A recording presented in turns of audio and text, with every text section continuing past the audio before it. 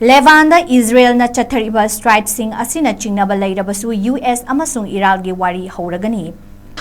Israel gi Maikei dagi Lebanda attack chathaba Chatthariba Asina Chingnaba Leirabasu Eran Amasung USA ani gi marakta lan lepnabagi amadi tungkoina tangdu leitaba fibam ama puraknabagi wari sanabagi thabak Switzerland dagi Stock City da ngasi athengbadagi HOURAGANI Iraqi Maikei dagi thagalakhiba point 13 gi manungda Israel na Lebanda Chatthariba attack sing asi matampumbagi oina lauthokpagi wafam yauri adubu Israel gi Prime Minister Benjamin Netanyahu na US amasung Iraqi marakta yanaba purakpagi ahoba agreement adu khudye pinabada makhoigi laibak adu Konsinde maram aduna Israel gi lanmi sing amadi Sovietary singna piriba Iral gi saugatpa Lebanda leiriba Hezbollah kangbugi mathakta attack chathaba makha takini haina phongdokpa laikhrabani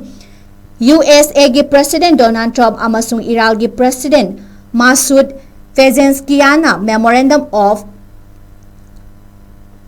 Understanding ama khudyek pinaduna numit humfuni gi matam lepnaraga makhatana lan loiraga purakpa yanabagi hiram kaya ama khananaba Pakistan da maru oiba negotiative oiba Switzerland dagi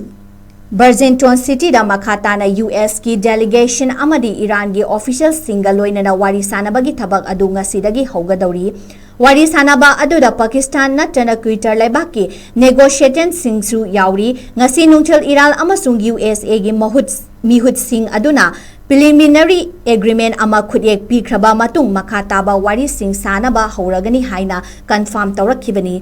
sahi asigi February Kunipan dagi Iran gi mathakta US amasung Israel na landaba haurakhiba adugi matungda Iran gi pakhum oina strain of Hormuz thingzinduna malemda thau phangdaba achauba chaithing ama piribani adubu MOU ama semkhibadagi malemgi sungdoktriba thaugi mamal adu hantharakhi adubu laibak ani gi maikaida tungkoina chatkadaba hiram kaya ama wari sananaba Switzerland da pangthokadawribani